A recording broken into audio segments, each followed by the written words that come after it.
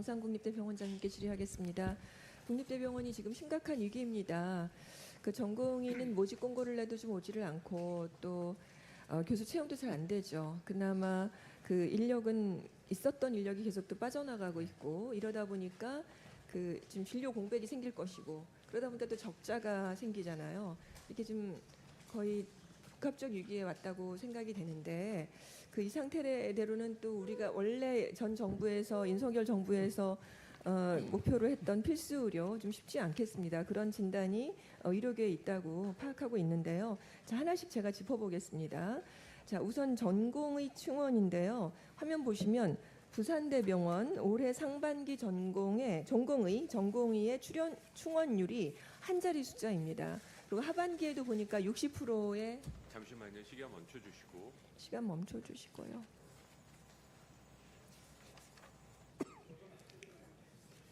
예, 저쪽 TV도 좀 다 켜주고 자료를 볼 수 있는 스크린을 좀 만들어 주시고 여기 운영 관계자분들께서 좀 꼼꼼히 좀 더 신경을 써주셔야 될 것 같습니다. 국정감사 지원에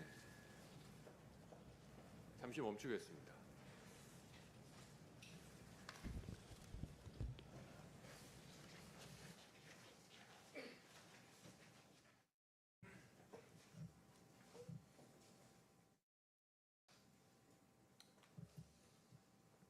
그냥 없이 해도 되는데 할까요? 시간이 가고 있으니까. 괜찮으시겠습니까? 네, 그냥 없이 하겠습니다. 네. 그러니까 이제 그 핵심은 뭐냐 하면 전공의가 충원이 잘 되지 않는다는 것이에요. 제가 부산대하고 경상국립대를 쭉 한 번씩 다 살펴봤는데 숫자가 뭐 조금씩 차이는 있지만 한편 굉장히 어렵다는 것입니다. 저기 지원자 수가 0명인 경우도 있어요. 경상국립대학교 같은 경우에는 올해 상반기 대다수의 채용에서 0명이더라고요. 전공의 자체가 오지를 않아요. 지원을 안 해요. 자, 그러면 이제 모든 대학이 다 그럴 거라고 생각이 되는데 그 중에서도 외과, 소아청소년과, 심장혈관, 흉부외과 등 이렇게 필수 과목이 더 오지를 않더라고요. 거의 지원을 안 합니다. 그러니까 사실상 아까 제가 말씀드린 대로 필수 의료가 이제 거의 붕괴됐다고밖에 볼 수가 없는 상황이 돼버린 거죠, 그죠? 근데 부산대도 뭐 비슷합니다. 자, 제가 두 분께 한번 여쭤보겠는데요. 저 부산대부터 말씀해 주십시오. 이렇게 전공의를 유치하지 못하게 된 원인 말씀해 주시오. 짧게 핵심만 중심으로 해서요. 지금 이제 젊은 의사들이 네. 그 워라밸을 굉장히 중시하는 것 같습니다. 그래서 네. 이제 필수 의료과 같으면은 정말 생명이 눈앞에서 왔다 갔다 하는 그런 응급을 요하는 환자가 많은데 사실 저도 뭐 흉부외과를 전공해서 뭐 젊은 시절 그걸 보냈는데 뭐 집에 가지도 못하고 환자를 계속 봐야 되고 또 이 위험한 환자이기 때문에 사망 환자도 생기고 의료 분쟁에 또 많이. 근데 그 보편적인 얘기였던 거고 지금 왜 이렇게 충원이 되지 않느냐는 거죠. 유치가 되잖아요. 그런 문제들 때문에 아예 그 젊은 의사들이 지원 자체를 하지 않습니다. 그래서 그 수가를 더 수당을 주기도 하고 또 그 근무 조건을 좋게 만들어줘도 요새 워낙 다른 과로 이제 가버리는 게 많기 때문에 그런 것부터 정책적으로 조금 더 보완이 돼야 저희가 모집을 할 수 있을 거라고 생각하고 있습니다. 경상국립대.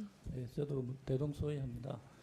뭐 결국 필수 의료과를 하지 않는 기피 현상은 뭐 어제 오늘 일이 아닌데 어전 갈등 이후에 더 심각해진 이유가 바깥에 보니까 피부 미용 이런 걸 해도 크게 사법적 리스크도 없지 그렇기 때문에 더더욱 뭐 필수 의료과를 할 이유가 없다고 이렇게 생각을 하고 있고 워라밸이 또 정말로 중요하고 지역 같은 데는 인프라가 이렇게 구축이 잘 안 돼 있기 때문에 젊은 의사들은 아무래도 수도권 선호하는 그런 것들이 있기 때문에 지역에 근무하는 전공의들에 대한 그 전폭적인 재정지이라든지 어떤 교육에 대한 그런 지도 전문의들에 대한 교육에 대한 인센티브 이런 것들이 있어야 네, 알겠습니다.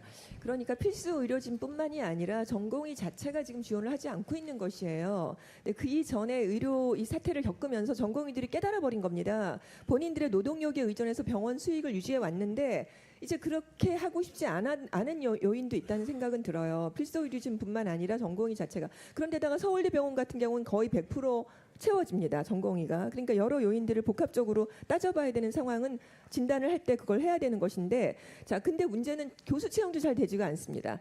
채용이 되지가 않을 뿐만 아니라 또 빠져나가기까지 합니다. 제가 이제 수치가 있었는데 이 표가 없으니까, 이를테면 경상국립대병원 같은 경우에는 상반기에 104명을 모집했는데 12명이 왔고요. 12명이 채용이 됐습니다. 하반기에는 22명 중에서 2명에 그쳤습니다.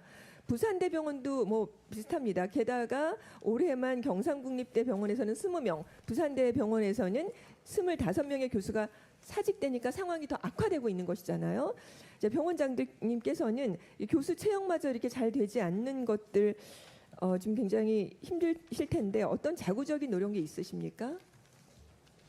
아마 전공의가 없어서 당직 부담이나 이런 게 많아지면서 일부 교수님들이 또 그것이 너무 힘드셔서 떠나신 것도 분명히 있고요. 그래서 지금 이제 9월부터 다시 전공의가 돌아와서 그런 여건은 좀 나아졌지만 정말 이전보다도 이제 이 교수직에 대한 그런 매력도가 떨어졌다. 자구 노력이 있으십니까? 저희 자구. 그래서 이제 그 교수님들 좀 더 그 당직이나 이런 것을 쉽게 해드리기 위해서 밤에 이제 굉장히 급한 환자, 위중한 환자가 나오면은 그것만 전문적으로 보는 우리 교수님들 자원을 받아서 팀을 만들었습니다. 5월부터. 그래서 뭐 환자가 심정지가 온다든지 하면 심폐소생술이라든지 급한 조치를 또 중환자실까지 갈 수 있도록 그것을 해서 조금 그런 식으로 해서 부담을 덜어줘서 조금 잘 숙직하고 당직하고 환자를 볼 수 있도록 그런 것을 하고 있습니다. 경상국립대. 네, 자구 노력은 많이 하지만 한계가 분명히 있고 저희도 뭐 이런 수당이라든지 그런 걸 좀 올려드리긴 해도 교수님들이 요구하시는 정도에 미치지는 못합니다. 왜냐하면 병원이 적자 경영하고 있는데 방만하게 또 할 수도 없는 입장이고. 맞습니다. 네, 그런 제가 적자 경영에 대해서 말씀을 드려보겠습니다. 아까 말씀드린 대로 전공이 부족하죠. 교수진 잘 없죠. 그러니까 진료 공백이 생기고 적자까지 이르르는데 그 적자를 제가 찾아보니 부산대병원 같은 경우는 지난해 550억 원의 손실이 발생했어요. 근데 경상대 국립병원도 지난해 약 300억, 그리고 올해 8월 기준으로 약 310억 원이, 그러니까 이렇게 계속 손실액이 누적되고 있고 거의 자본에 잠식되어 있는 상황이 돼버린 거예요.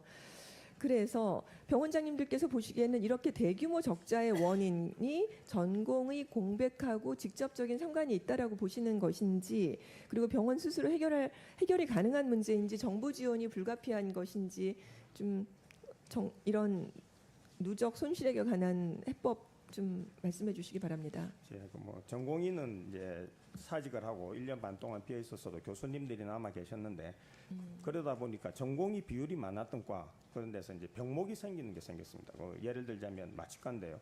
그래서 마취과 교수님들 남으신 분들이 최선을 다해서 마취를 해주셔도 절대적인 수가 모자라서 이제 외과계에서는 수술을 하려고 환자가 대기해도 수술을 못하니까 또 의료 수입이 오를 수 없고 입원도 못 시키고 뭐 그런 문제가 발생을 해서 굉장히 어렵고 지금 적자가 계속 누적되고 있습니다. 그래서 이제 다시 전공의가 복귀하고 조금 병원 수입은 호전되는 것을 보이고 있는데 그동안 적자 폭이 컸기 때문에 이것을 메꿔 나가는데 또 상당한 시간이 걸릴 것 같습니다. 그러면 병원의 어떤 시설이나 장비의 재투자도 어렵고 그래서 그것은 정부의 많은 지원을 부탁을 드리고 싶습니다.